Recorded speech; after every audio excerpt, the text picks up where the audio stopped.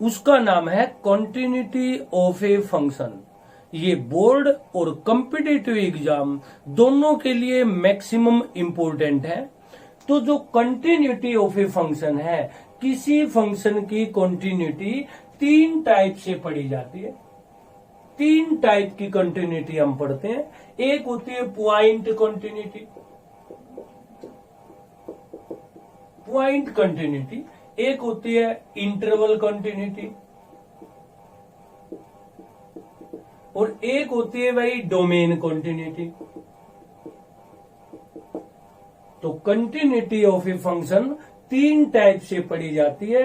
Point continuity भी हो सकती है पेपर या बोर्ड एग्जाम में, इंटरवल कंटिन्यूटी भी हो सकती है, और डोमेन कंटिन्यूटी भी हो सकती है। पहले तो बता दूं इसकी पहचान क्या है। पॉइंट कंटिन्यूटी का कोई भी क्वेश्चन ऐसे लिखा मिलेगा, F X is continuous at x is equal to ए, यानी किसी पार्टिकुलर पॉइंट का जिक्र होगा। या तो वो कह दे एक्स इज इक्वल टू 0, या कह दे एक्स इज इक्वल टू 1, या कह दे एक्स इज इक्वल टू π/2। तो अगर पार्टिकुलर पॉइंट आपके पास गिवन हो तो समझो पॉइंट कंटिन्यूटी का जिक्र है। अगर क्वेश्चन लिखा मिल जाए एफ एक्स इज कॉन्टिन्यूअस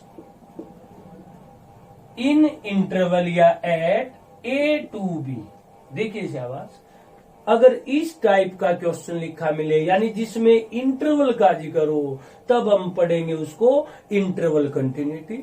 लेकिन कई बारी क्या होता है, क्वेश्चन ऐसे लिखा मिलता है एफ एक्स इज कॉन्टिन्यूअस, ना पॉइंट गिवन होता ना इंटरवल गिवन होता। उस केस में समझ लेना डोमेन कंटिन्यूटी आपसे पूछी गई है।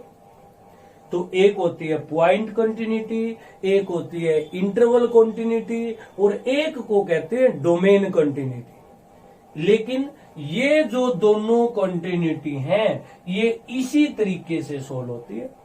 यानी चाहे डोमेन कंटिन्यूटी पढ़नी हो चाहे इंटरवल कंटिन्यूटी पढ़नी हो, इन दोनों को पॉइंट कंटिन्यूटी प्रूव करेगी। यानी मेरा कहने का मतलब है मैक्सिमम इंपोर्टेंट पॉइंट कंटिन्यूटी है, क्योंकि जिस बच्चे को पॉइंट कंटिन्यूटी आ जाएगी उसको इंटरवल और डोमेन अपने आप आ जाएंगे, क्योंकि ये दोनों इसी की मदद से होंगे। तो जो अपना इंपोर्टेंट टॉपिक है पॉइंट कंटिन्यूटी का टॉपिक है। तो अब जो हम शुरू करेंगे वो हमारे पास होगी पॉइंट कंटिन्यूटी। मैं यहां से शुरुआत कर रहा हूं। तो कंटिन्यूटी ऑफ ए फंक्शन से मेरा मतलब है पॉइंट कंटिन्यूटी से। ऐसे लिखा मिलेगा पेपर में, discuss continuity of F X at x is equal to ए। तो जो अब हम पढ़ेंगे उसका नाम है पॉइंट कंटिन्यूटी। देखिए हर टॉपिक को पढ़ने का एक तरीका होता है। जिस तरीके से आपको पढ़ाया जा रहा है अगर आप उसी तरीके से पढ़ेंगे तो कोई भी क्वेश्चन ऐसा नहीं होगा जो आप सोल्व नहीं कर सकते। बेस आपका तैयार कर रहे हैं। तो हम पॉइंट कंटिन्यूटी को पढ़ना चाहते हैं, क्योंकि जिसको पॉइंट कंटिन्यूटी आ गई सब कुछ आ गया बस। तो कोई भी फंक्शन कंटिन्यूअस कहलाएगा at x is equal to a पे। मैं इसको लिख रहा हूं, f is continuous at x is equal to ए। तो अगर आप किसी फंक्शन को ए के ऊपर कंटिन्यूअस दिखाना चाहते हैं तो नॉलेज कहती है आपको 2 काम करने पड़ेंगे। एक काम का नाम है value of a function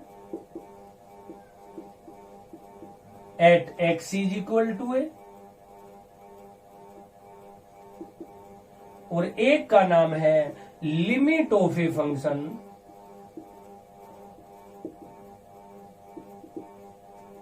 f at x is equal to a. ध्यान से पढ़िए, अगर किसी फंक्शन को आप कंटिन्यूअस दिखाना चाहते हैं, एक तो आपको वैल्यू निकालनी पड़ेगी, एक आपको लिमिट निकालनी पड़ेगी। अगर लिमिट और वैल्यू दोनों बराबर होंगी तभी मैं कहूंगा एफ फंक्शन कंटिन्यूस है। तो दोबारा फिर रिपीट कर रहा हूं, अगर आप फंक्शन को कंटिन्यूस दिखाना चाहते हैं ए के ऊपर, एक बार ए के ऊपर वैल्यू निकालनी है और एक बार ए के ऊपर लिमिट निकालनी है। तो समझाइए मन को, एक वैल्यू निकालनी है और एक आपने लिमिट निकालनी है। अगर दोनों बराबर होंगी तभी आप फंक्शन को क्या कह सकते हो, कॉन्टिन्यूअस फंक्शन कह सकते हो। अब ये बता दूं, value of a function, F की वैल्यू ए के ऊपर अगर निकालनी हो उसका सिंबल एफ ए है। निकालनी कैसे वो नहीं बताई मैंने अब तक, सिर्फ ये बताया कि वैल्यू ए के ऊपर ऐसे लिखी जाती है एफ ए। इसी तरीके से लिमिट का सिंबल ए के ऊपर ये होता है limit x tends to a f x. पहले तो सिंबल, तो मैंने यही कहा अगर फंक्शन आपने कंटिन्यूअस दिखाना है, एक वैल्यू और एक लिमिट दोनों इक्वल होनी चाहिए। तो कितने काम करने पड़ेंगे, 2। एक बार क्या निकालूंगा, वैल्यू जिसका सिंबल है एफ ए।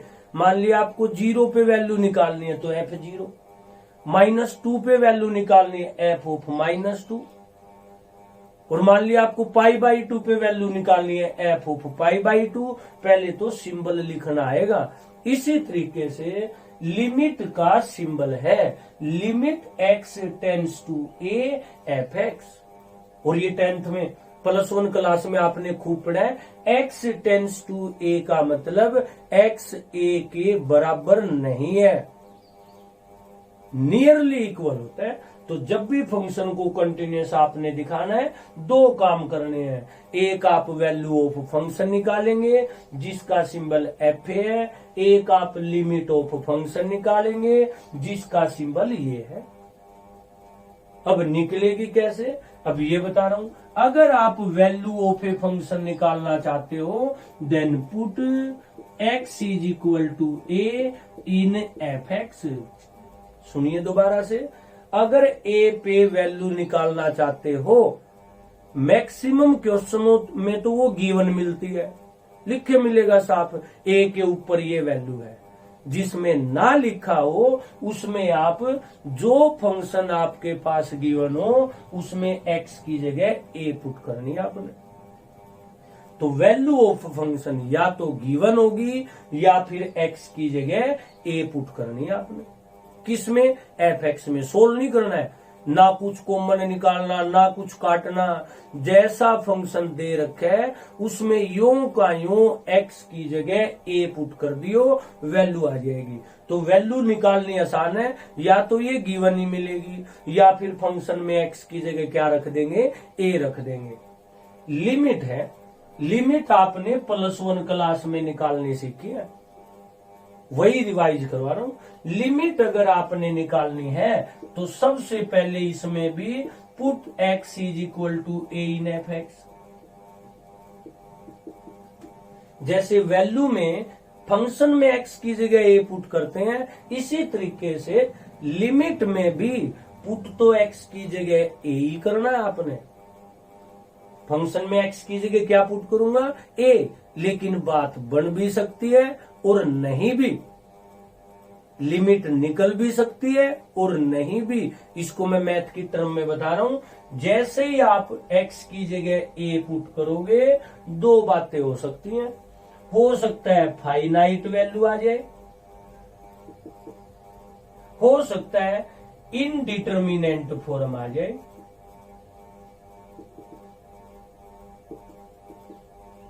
+1 का बेस है, लिमिट +1 ने सिखाई है, और +1 क्लास कहती है अगर आप लिमिट निकालना चाहते हो, ये बात है सीखने की जो बोल रहा हूं। अगर आप लिमिट निकालना चाहते हो, फंक्शन में x की जगह a लिखो। अगर काम बन जाए, काम बनने का मतलब फाइनाइट वैल्यू आ जाए। मान लिया x की जगह a लिख दिया, 0 उत्तर आ गया, लिमिट आ गई। 1/2 आंसर आ गया, लिमिट आ गई। √3/2 आ जाए, लिमिट आ गई। तो अगर फाइनाइट वैल्यू आ जाए तो बात बन गई, वही आंसर है, लिमिट आ गई। लेकिन कई बार क्या होता है, इनडिटर्मिनेंट फॉर्म आ जाती है, जिसको ना पता हो 0/0 फॉर्म, ∞/∞, इंफिनिटी माइनस इंफिनिटी, 0 की पावर 0, 1 की पावर इंफिनिटी। ये देखिए शाबाश, इनको इनडिटर्मिनेंट फॉर्म कहते हैं। दोबारा फिर रिपीट कर रहा हूं, कंटिन्यूस के लिए दो काम करने पड़ेंगे, एक वैल्यू निकालेंगे, एक लिमिट निकालेंगे। अगर दोनों बराबर होंगी तभी आप कंटिन्यूस कह सकते हो। तो वैल्यू का सिंबल एफ है और लिमिट का सिंबल ऐसे लिखा जाता है। निकालते कैसे हैं? वैल्यू या तो गिवन मिलेगी या फिर जो फंक्शन हो सीधा उसमें एक्स की जगह ए पुट कर दियो। वैल्यू तो है आसान। लिमिट सीखी थी +1 में कि अगर लिमिट निकालनी हो एक्स की जगह ए पुट करके देखो एफ एक्स में। अगर काम चल जाए तो बड़ी अच्छी बात है। अगर काम ना चले, कब ना नहीं चलेगा काम? जब 0/0 आ जाए, इंफिनिटी/इंफिनिटी आ जाए, इंफिनिटी माइनस इंफिनिटी आ जाए, 0 की पावर 0, 1 की पावर इंफिनिटी, तब इसको क्या कहेंगे? Indeterminate form. तब क्या करूं? इसका रूल मैं अब दोबारा से लिख रहा हूं। अगर इनडिटर्मिनेंट फॉर्म आपके पास आ जाए तब क्या तरीका है? मेरे पास नीचे जगह नहीं बची है, आप रूल लिखते रहिए। तो मैंने कहा अगर इनडिटर्मिनेंट फॉर्म आ जाए 0/0, इंफिनिटी/इंफिनिटी, इंफिनिटी माइनस इंफिनिटी, 0 की पावर 0, 1 की पावर इंफिनिटी, अगर इनडिटर्मिनेंट, ये भी इसमें इंफिनिटी की पावर इंफिनिटी, अगर इनडिटर्मिनेंट फॉर्म आपके पास आ जाए, नॉर्मली आपके लेवल पे यही मिलती है, फिर भी कोई कुछ भी हो, अगर इनडिटर्मिनेंट फॉर्म आ जाए तब फंक्शन सोल्व करना पड़ता है। Solve f x then put x is equal to ए। यानी मैं कह रहा हूं अगर एफ एक्स में एक्स की जगह ए लिखने से इनडिटर्मिनेंट फॉर्म आ जाए, उस फंक्शन ने सोल्व कर दियो। रखना फिर भी एक्स की जगह ए है, यानी लिखना तो एक्स की जगह ए है, ठीक है। फंक्शन को सोल्व कर दियो। इस सोल्व को +1 ने सिखाया कि सोल्व का मतलब फैक्टर बनते हो तो फैक्टर बनाइए, रूट हो तो इफ रूट रैशनलाइज कीजिए। दोबारा फिर रिपीट कर रहा हूं, एक्स की जगह ए लिख दिया, इनडिटर्मिनेंट फॉर्म आ गई तो नॉलेज कहती है फंक्शन को सोल्व कर लो। सोल्व करने के बाद जो आए तब उसमें एक्स की जगह ए लिख दियो। अब कई बच्चे पूछेंगे जी सोल्व कैसे करें, तो उसके लिए भी बता रहा हूं। पहले तो फैक्टर बना के देख लियो, ऊपर नीचे से कुछ कटता हो। अगर फैक्टर बनते ही ना हो, कुछ कटता ही ना हो, तो देखो रूट तो नहीं स्टेटमेंट में, रूट हो तो क्या कर दियो? रैशनलाइज कर दियो। ना फैक्टर बनते हो ना रैशनलाइज होता हो, तब +1 क्लास ने सिखाया था सब्स्टिट्यूशन मेथड यूज कीजिए।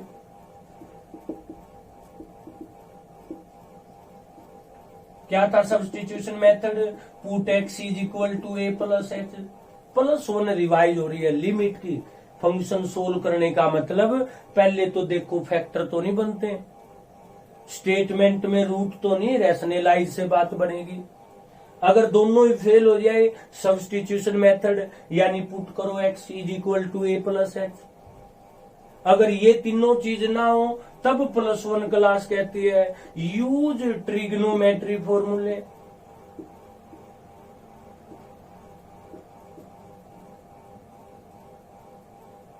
यूज ट्रिग्नोमेट्री फॉर्मूले। कौन कौन से थे trigonometry formula? Limit x tends to 0, याद कीजिए, sine x, limit x tends to 0 tangent x, दोनों का उत्तर था 0। या फिर limit x tends to 0 cos x, limit x tends to 0 sine x divided by x. इसको पढ़ते हैं जो एंगल हो वही डिवाइड में हो। या फिर limit x tends to 0 tangent x divided by x. इन सब का नाम, चाहे इनको उल्टा भी कर लो, उल्टा, यानी limit x tends to 0 x upon sine x answer कितना आएगा 1 +1 में पढ़ा हमने ये चीज थी। डाउट तो नहीं कुछ? ट्रिग्नोमेट्री के फार्मूले यूज करते हैं, इसमें कई बार ये भी यूज करने पड़ते हैं।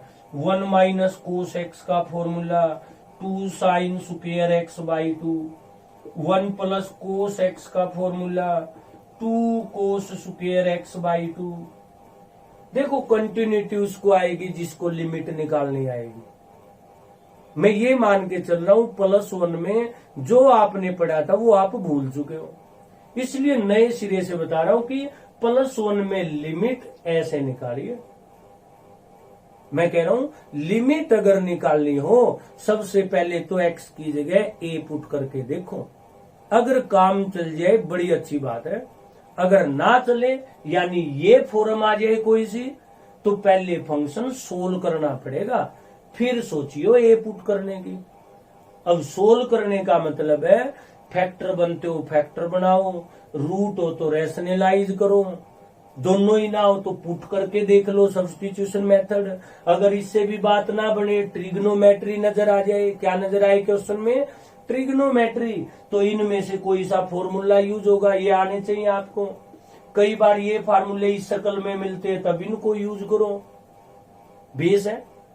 या फिर एक फॉर्मूला और भी था, फॉर्मूलों का ये अगर मैं जिक्र कर रहा हूं, limit x tends to a x की पावर n a की power n x minus a is equal to n a की पावर n माइनस 1। याद कीजिए n a की पावर n माइनस 1 +1 में पढ़ लिया ये सारा कुछ, ठीक है। अगर इनसे भी बात ना बने तब हम यूज करते हैं L hospital rule for competitive exam, L hospital rule.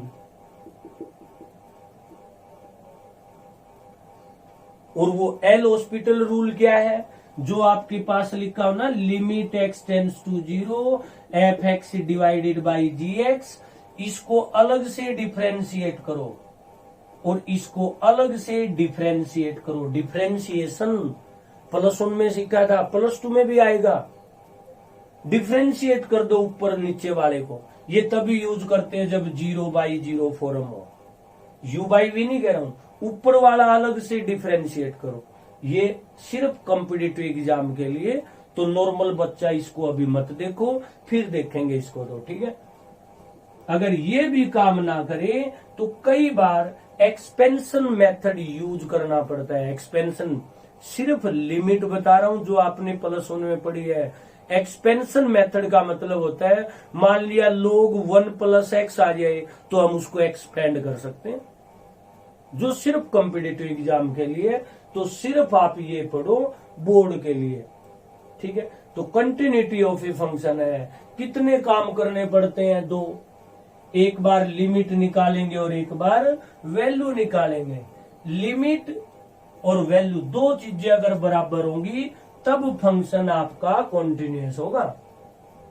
Question देखिए शाबाश, इसी से रिलेटेड। मान लिया पेपर में आ जाए क्वेश्चन है, चेक कीजिए कंटिन्यूटी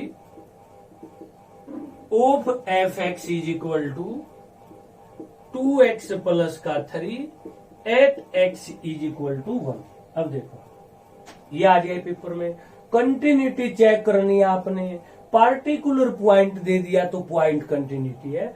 नॉलेज कहती है अगर आप कंटिन्यूटी चेक करना चाहते हो 2 काम करने पड़ेंगे, एक लिमिट और एक वैल्यू।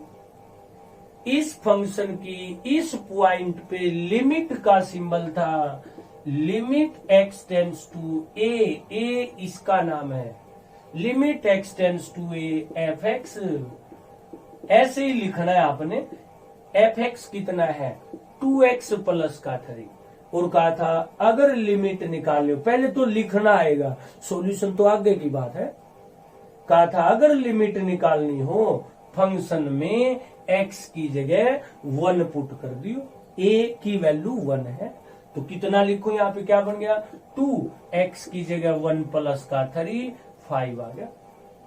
तो जब भी लिमिट निकालनी हो पहले तो सिंबल लिखना सीखो। सिंबल लिखना आएगा तभी वैल्यू निकलेगी। तो वैल्यू फंक्शन कितना आ गया इसका, लिमिट कितनी आ गई फंक्शन की 5। अब लिखूंगा value at x is equal to 1। अभी निकाली मैंने लिमिट, अब निकालूंगा वैल्यू। कहा था वैल्यू का सिंबल है एफ ए कितना है 1। ये सिंबल किसका, लिमिट का, और ये सिंबल किसका, वैल्यू का।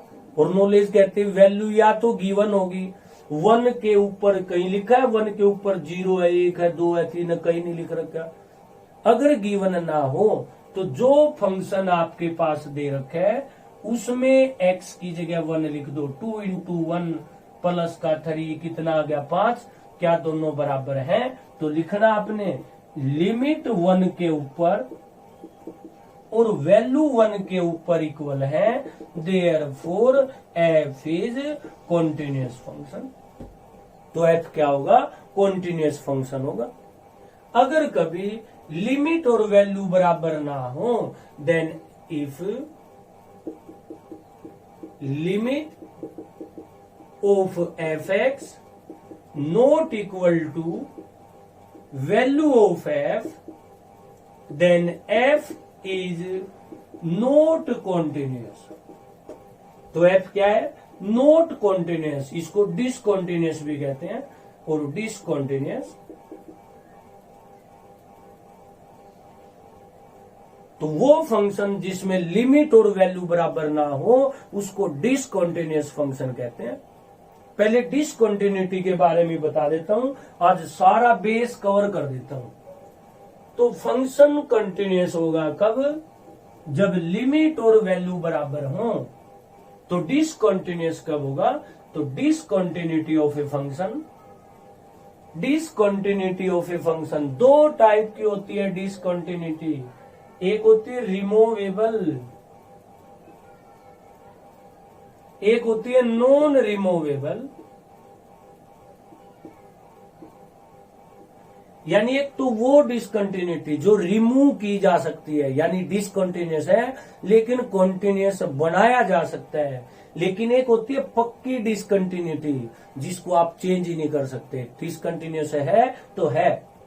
तो सबसे पहले रिमूवेबल डिसकंटिन्यूटी के बारे में बता देता हूं। देखिए मैं +1 का बेस उठा रहा हूं।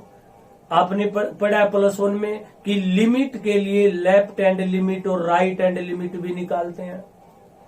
तो रिमूवेबल डिसकंटिन्यूटी क्या कहती है, आपने लेफ्ट हैंड लिमिट निकाल दी, आपने राइट हैंड लिमिट निकाल दी, दोनों बराबर थी।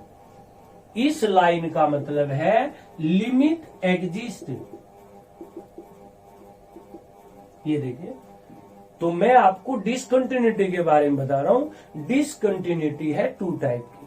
पहले मैं पढ़ रहा हूं रिमूवेबल डिसकंटिन्यूटी। ये कहते हैं कि लेफ्ट हैंड लिमिट निकाली एग्जिस्ट कर गई, राइट हैंड लिमिट निकाली एग्जिस्ट कर गई, और दोनों क्या है, इक्वल है, यानी लिमिट है उस फंक्शन की, लेकिन वैल्यू के बराबर नहीं आई।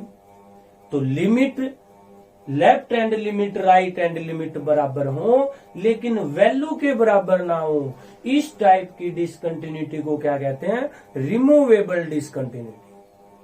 अब है नॉन रिमूवेबल डिसकंटिन्यूटी। ये 2 होती हैं, एक होती है फर्स्ट काइंड की और एक होती है सेकंड काइंड की। तो फर्स्ट काइंड डिसकंटिन्यूटी हम पढ़ना चाहते हैं। आपने लेफ्ट हैंड लिमिट निकाली, मान लिया 4 आ गई, यानी है 4 है। राइट हैंड लिमिट निकाली, मान लिया 0 आ गई। तो लेफ्ट हैंड लिमिट निकाली, राइट हैंड लिमिट निकाली, दोनों एग्जिस्ट करती हैं लेकिन बराबर नहीं है, तो फंक्शन डिसकंटिन्यूअस हो जाएगा और वो नॉन रिमूवेबल डिसकंटिन्यूटी होगी फर्स्ट काइंड की। दोबारा फिर पढ़ूं, लेफ्ट हैंड लिमिट निकाली 0 आ जाए, राइट हैंड लिमिट निकालो 1 आ जाए, दोनों क्या होगी, नॉट इक्वल। इसका मतलब होता है limit does not exist, limit does not exist. और लिमिट ही नहीं है तो वैल्यू पे बात गई नहीं, क्योंकि कंटिन्यूटी के लिए क्या चाहिए थी, 2, एक लिमिट और एक वैल्यू। जब लिमिट ही नहीं है तो वैल्यू की तो बात ही खत्म हुई। तो left hand limit, right hand limit, तो इसमें क्या है, लिमिट है लेकिन वैल्यू के बराबर नहीं है। और ये क्या कहता है, लिमिट ही नहीं है, और लिमिट ही नहीं है तो फंक्शन क्या है, डिसकंटिन्यूअस। कौन सी कंटिन्यूटी, डिसकंटिन्यूटी फर्स्ट काइंड की। सही है। अभी आ जाओ, सेकंड काइंड की डिसकंटिन्यूटी क्या कहती है, या तो लेफ्ट हैंड लिमिट या राइट हैंड लिमिट या फिर बोथ डज नॉट एग्जिस्ट या डू नॉट एग्जिस्ट।